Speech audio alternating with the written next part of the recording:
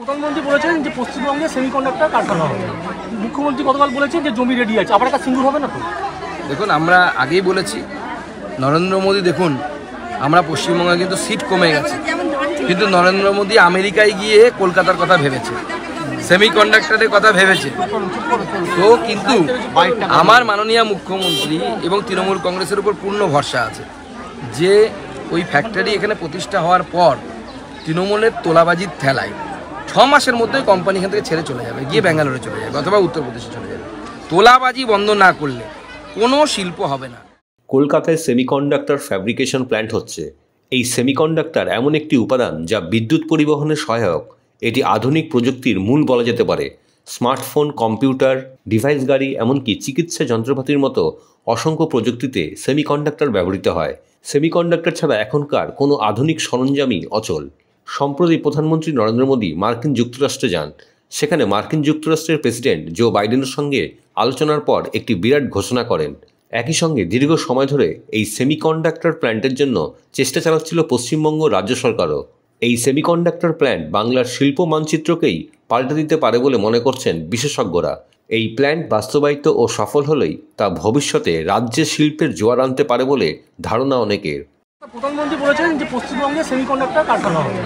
মুখ্যমন্ত্রী গতকাল বলেছেন যে জমি রেডি আছে, আবার একটা সিঙ্গুর হবে না তো? দেখুন, আমরা আগেই বলেছি, নরেন্দ্র মোদী দেখুন, আমরা পশ্চিমবঙ্গে কিন্তু সিট কমে গেছে, কিন্তু নরেন্দ্র মোদী আমেরিকায় গিয়ে কলকাতার কথা ভেবেছে, সেমিকন্ডাক্টরের কথা ভেবেছে। তো কিন্তু আমার মাননীয় মুখ্যমন্ত্রী এবং তৃণমূল কংগ্রেসের উপর পূর্ণ ভরসা আছে যে ওই ফ্যাক্টরি এখানে প্রতিষ্ঠা হওয়ার পর তৃণমূলের তোলাবাজির ঠেলায় 6 মাসের মধ্যেই কোম্পানি এখান থেকে ছেড়ে চলে যাবে, গিয়ে ব্যাঙ্গালোরে চলে যাবে অথবা উত্তরপ্রদেশে চলে যাবে। তোলাবাজি বন্ধ না করলে কোনো শিল্প হবে না। একজন শিল্পপতি 1000 কোটি টাকা 2000 কোটি টাকা ইনভেস্ট করবে, সে তোলাবাজদের সাথে কথা বলার জন্য করবে? কেন করবে? তার কোন ঠেকা পড়েছে? তাকে তো গোটা বিশ্ব ডাকছে যে এসো এখানে শিল্পপতি। উত্তরপ্রদেশ ডাকছে, হায়দ্রাবাদ ডাকছে, অন্ধ্রপ্রদেশ ডাকছে, আমাদের তেলেঙ্গানা ডাকছে, সব সেখানে চলে যাবে।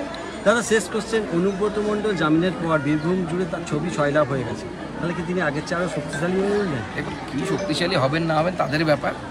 তবে উনি তো বলেছেন উনি পাপ করেছেন। আমার মেয়ে জেলে ছিল, কান্দেন, পাপ তো করেছেন।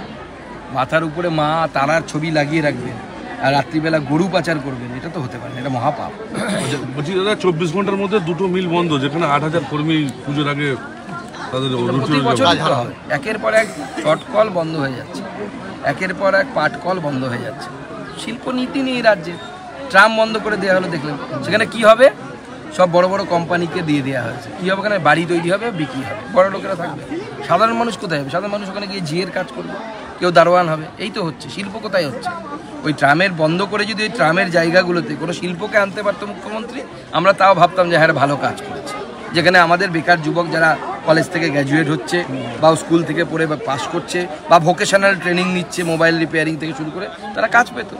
কিন্তু ওই যদি ওখানে বিল্ডিং তৈরি হয়, বড় বড় আবাসন তৈরি হয়, ওখানে গিয়ে কী কাজ পাবে? হয় দারোয়ানের কাজ পাবে, নয় লোকের বাড়িতে ঝিগিরি করতে হবে। ব্যুরো রিপোর্ট, খবর সীমাহীন।